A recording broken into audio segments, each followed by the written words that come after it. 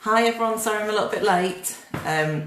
Just ended up doing a slightly longer dog walk with Joey than I thought I was going to do, and then ended up getting caught in a bit of rain, hence the frizzy hair.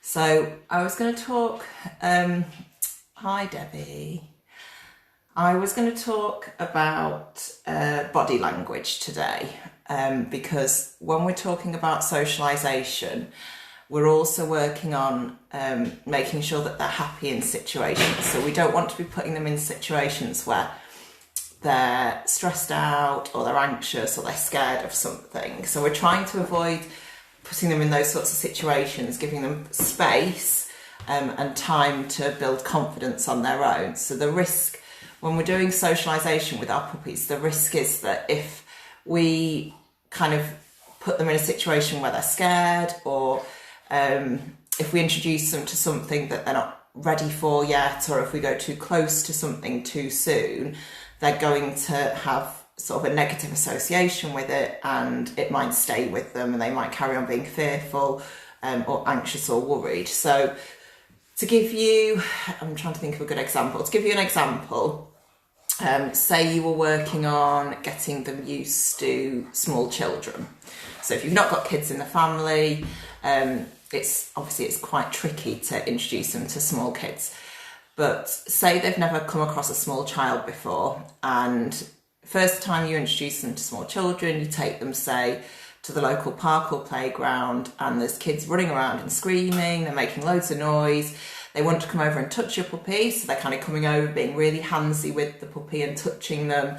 And if the puppy's nervous and scared, and that is going to be all far too much for him. And as a result of this, he could then end up being scared of children because he's had that as a bad experience. He could even end up being scared of sort of that particular space where it happens, so the playground area where it happened. And as far as we're concerned, nothing bad has happened. You know, no one's been nasty to our puppies. They've not been hurt. All the children have been really friendly and giddy and kind of pleased to see them. So we think, well, they're being nice. But from the puppy's point of view, it's overwhelming and scary. There's lots of fast movement. There's lots of noise there as well. So we're trying to kind of take a step back and see it from their point of view, and kind of looking up from the ground upwards, which is obviously the point that they're at, rather than where we are, which is kind of looking down.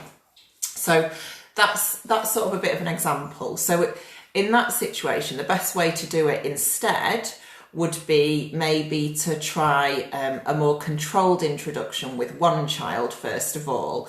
So if you're out on a walk and you see a child, you know, let your puppy watch it go by at a distance first of all. So start off with that first of all, so they're getting to watch it from a safe space. And then if the puppy wants to go closer to that one child, you can let them go ahead and investigate a little bit more. If the puppy wants to hang back or needs a bit more space and wants to go further away, you pretty much sort of follow your puppy's lead, really. You follow what your puppy is telling you. If they want to go closer, they can. If they don't have to. If they want to go further away, they can do. And then you'd stick then. So you'd base your next steps almost around how your puppies reacted to that situation. So if they needed more space from that one child and they weren't happy with that one child, you need to stay at that level. So just one exposure to one child for that particular puppy isn't going to be enough to make them fine with all children. So we need to stick with that so that our puppy gets okay with just one child before we introduce more children. And we probably want to introduce calm children as well, so maybe older children rather than younger children that are running around and making lots of noise, or children that are in pushchairs, because obviously they're a little bit more restrained. If, on the other hand, they're really happy and they're interested in this one particular child and they're wanting to go over and investigate, then maybe we could introduce two children next time. So we go on the hunt when we're on our walks for families walking with a couple of kids.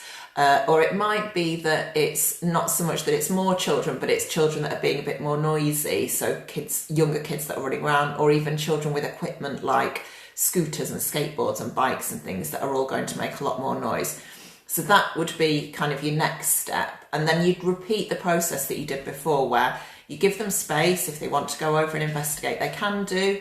If they want to hang back, they can do. And if they want to move further away, they can do. So that's sort of how you're going to go about your socialisation. Other things that you can do as well is, if they're into their food, you can pair things with treats. So it could be that every time they see a child, you click and treat them. Or every time a child squeals and makes a noise, you click and treat them for that. So what we're doing there is we're taking something which is potentially something scary just because it's new. So for our puppies, everything new is potentially scary, basically. You've got to assume that something they've not come across before could scare them, couldn't it? And then we're pairing it with something nice. So we're pairing it with food rewards, which are nice. So we're trying to develop a positive association with these new scary things, which are children, rather than a negative association. And then it's kind of building it up from there. So noise, and then maybe once our puppies are interested in going over, then we could introduce a little bit of contact as well. Obviously we're limited with how much we can do that now, but just watching them from that kind of 2 metre distance is going to be a really good start, and then clicking and treating them as they go past as well.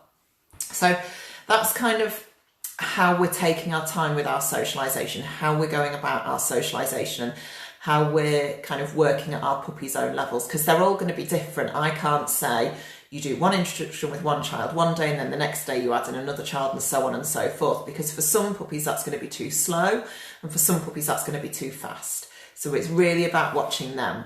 So that's where paying attention to our puppy's body language comes in.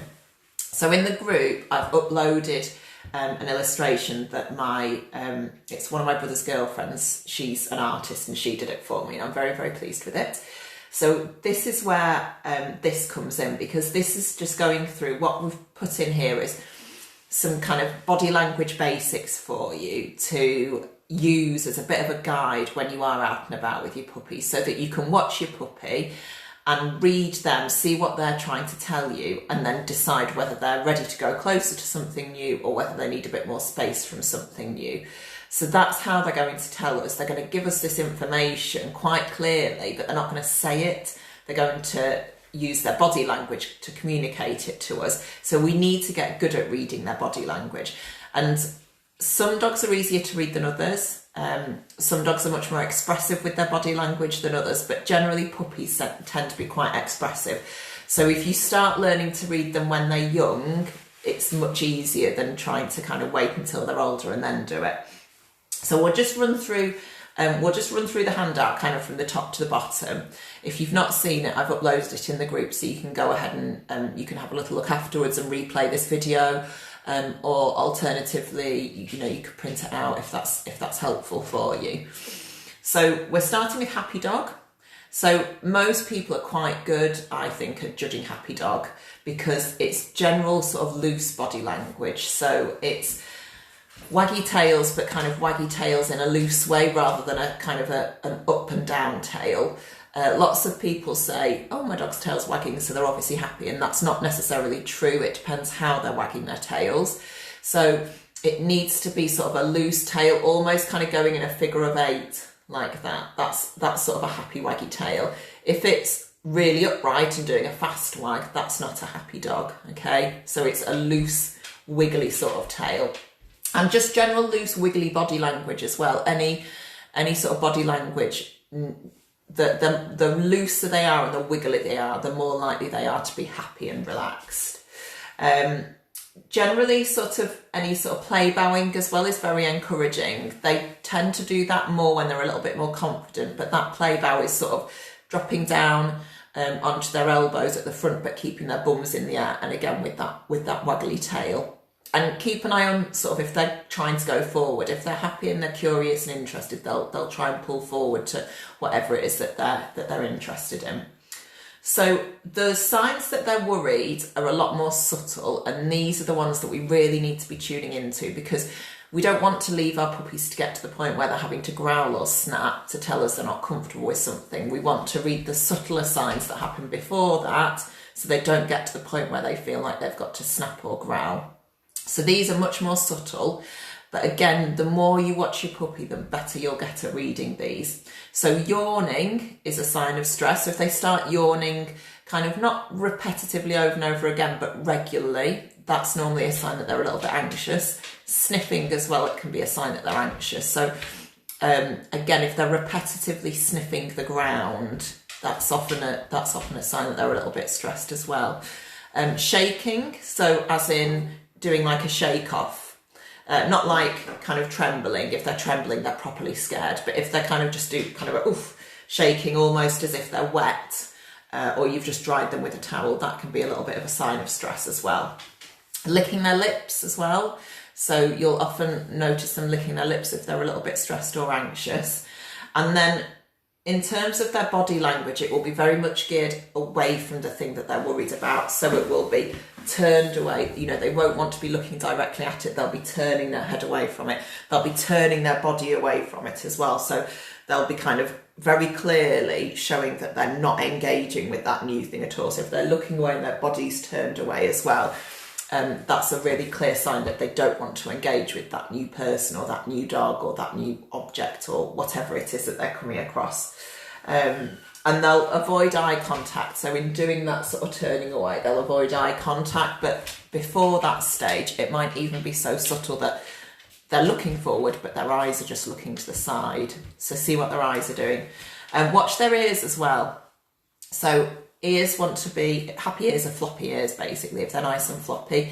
If they're alert or kind of anxious, they might be quite upright. If they're worried, they might pin them down as well. So they might kind of pin them flat to their face. And kind of going more extreme, they'll, as well as sort of tucking their ears in, they'll make themselves smaller so as not to be noticed or to be seen as kind of less threatening by whatever or whoever it is that they're meeting. So they're the sort of the more subtle signs that they're worrying. Tail might be low to the ground as well, and sometimes they will wag it low, so they'll, rather than having it properly tucked between their legs, they'll have it low down, but they'll be doing a very low wag, and that's normally a sign of a worried dog as well before it gets really stressed and unhappy. So then moving on to kind of the, you know, really unhappy dog signs. So these are the ones that we're trying to avoid, but just naturally we're going to come into situations where these things do happen. So there's going to be no avoiding it to some extent. So as I said, that tail kind of, if it's up and it's wagging quite quickly, or if it's lower down, or sometimes if they're really worried, they'll tuck it right between their back legs, sort of right, so the end of the tail is almost touching their tummy. Often they will, as I say, they will make themselves small. They will kind of pin their ears down and cower down to the ground. So they'll kind of hunker down to the ground, tummy on the floor, or sometimes they'll flip over so that their back's on the floor and they're exposing their tummies as well. So they're all signs that they're not happy about something. And then if we don't listen to any of those signs, that's when they're going to resort to kind of growling. So they might lift up their lips to show their teeth, first of all. They might do like a low growl or a little bit of a grumble. If that doesn't work, they might do some sort of snapping of the air and kind of biting, which is generally not always aimed in the direction of the thing that they're worried about. They're not trying to get close enough to bite it. They're just kind of doing it as a bit of a warning snap, really. So they're sort of your more extreme signs. You don't often see those with very young puppies. It's quite unusual to see any of those really extreme signs like the growling or the showing the teeth or the snapping when they're young. They normally will go really sort of submissive, and by submissive I mean tail tucked, ears pinned down to the ground, maybe kind of rolling onto their side or rolling onto their back to say, like, leave me alone, please can you leave me alone. So they're the sort of things that we're looking for in terms of our dog's body language and how we're going to read them so that we can judge the situation when we're out and about socialising them and training them. Now, something which has come up, which is a really good point, is we're not always going to be able to watch our puppies kind of at ground level. So if you're at a point where they've not completed their vaccinations yet, or you're having to wait for vaccinations, you're going to be carrying them around rather than putting them down on the floor, because obviously the risk, if we put them on the floor and they've not completed their vaccinations, obviously the risk is going to be that they could come across an area where a dog's bin that isn't vaccinated, that could potentially kind of sneeze or something like that, and then our puppies will sniff that and they can kind of pick up the bugs that they're not yet vaccinated against. So the safest thing to do from a health point of view while they've not completed their vaccination course is going to be to carry them. You can get slings, so you can get like a sling that you kind of put over your head and then they will go in it. If you use a sling, I would recommend that you still keep a good tight hold of them because they can still be really wriggly. The other thing that can be helpful as well if you're carrying them is having a harness on them, because it just gives you something extra to grab. Because some puppies will just sit there quite happily and watch the world go by, but most puppies are very wriggly, so you need lots of things to keep hold of. And then the other thing, if the puppy's too heavy, is to get like a puppy pushchair type thing, so that you can pop them in there and then you can push them around, so they're still getting the benefit of being out and about. So obviously if they're in a sling or they're being carried or they're in a pushchair, it's going to be much harder to read their body language because they're not going to be able to display all of the things that they would normally do. So you're still going to need to watch them really closely. You'll still be able to watch kind of their mouth area and their ears as well to see what they're doing. You'll still be able to keep an eye on their tails as well sometimes to see what they're doing with that. Things that are a really good sign are if they're not trembling. So some puppies will tremble if you're holding them and they're a bit scared of something. Sometimes it can just be because they're cold though as well. And I know today it's gone a bit nippy again, hasn't it? So the best thing to do then is kind of wrap them well up, get a little coat for them or something like that, so they're nice and wrapped up, so you know that they can't possibly be cold, and then you'll know that if they do any trembling, it's because they're worried about something. And then other things to look out for is whether they're happy taking treats as well. So if you're watching something go past, say a big truck or something like that, and you're offering them a treat and they're not happy taking that treat, probably the chances are that they're too scared to take that treat. So for most dogs, they won't, if they're really worried, they won't take a treat. They're not interested in treats because they're worried. So if you've got a puppy that's kind of trembling and not taking a treat, I would say it's probably quite worried and it needs a little bit more space. If it's not trembling and it is taking a treat, then it's probably fairly happy and settled and relaxed. So it's definitely going to be trickier to watch them and kind of read them if we're carrying them. You'll probably have to be kind of extra watchful with them, and it's probably a good idea if there's two of you going out together, because then one of you can hold the puppy and then the other one can be watching the puppy and kind of seeing how they're responding and how they're reacting. One thing I normally say, which I will say anyway, just in case we do magically get out of this sort of lockdown situation sooner rather than later, is if you're carrying a puppy, people are even more likely to want to come over and touch your puppy and stroke it. And some puppies don't like that. A lot of puppies don't like that. So at the moment, you're not going to have people coming over because obviously they've got to respect the 2 metre rule. So it's quite good in a way because you're not going to have people kind of fussing your puppy. But most puppies don't like complete strangers coming over to them and touching them in the same way that, you as a person wouldn't like a complete stranger coming over to you and touching you. So at the moment, that's not going to happen, but be prepared for it to happen when we're allowed to get, out and about a bit more again, because as soon as someone sees someone carrying a puppy, they'll... So how do we know if the puppy is happy? So when we're carrying the puppy, the best way to tell if the puppy's happy is if they're not trembling, their face is nice and loose, so nice kind of soft eyes, relaxed ears, no kind of tension around the mouth area. Keep an eye on the tail if you can as well to make sure the tail's not tucked. And if they're taking a treat, so generally if they're taking a treat quite happily, then usually they're not too stressed. Very occasionally they will take a treat if they're stressed, but the majority of the time they won't do. Okay, yeah, any other questions? So Debbie's just asked, how do we know if the puppy's happy? So we've covered that. Hopefully I've covered sort of different ways of carrying your puppy, whether you're using a sling or like one of the puppy pushchairs or something like that. So you need to, the example I used at the start with the little, with a child going over to a child, in the same way that your puppy might want to back away from the child, you might need to ask the child to stay away so that it's not coming over and overwhelming the puppy. And the same with adults as well. everyone wants to say hello to a puppy and they're complete strangers, and it's not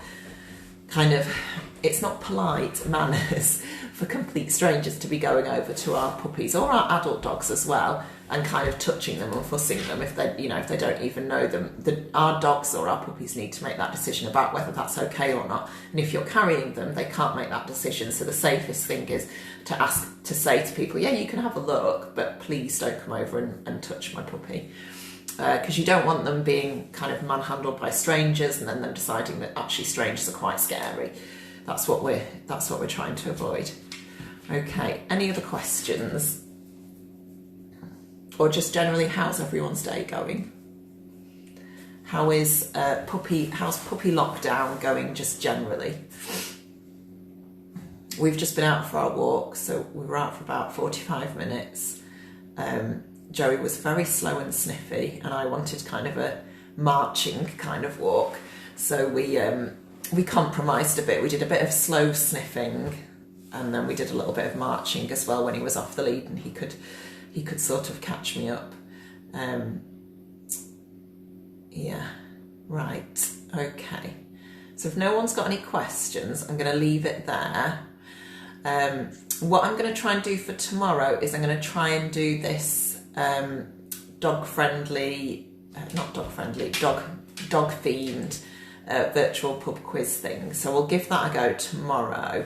So I'll probably do that instead of the live call, but we'll probably do it a little bit later in the evening. So we'll probably try for sort of 6 or 7 or something like that. So it's sort of after people have had their tea. So I'm going to make an event. I'll make an event in the group, and then you can click on to say if you can come or not. And then what I will need to do is I will need to get your email addresses so that I can send you the Zoom link, or I can also post it in the group as well. And then I will get my thinking hat on for some dog-friendly quiz questions as well. Okay, so hopefully I will see you all tomorrow night for our virtual quiz thing. All right, have a good evening, everyone. Bye.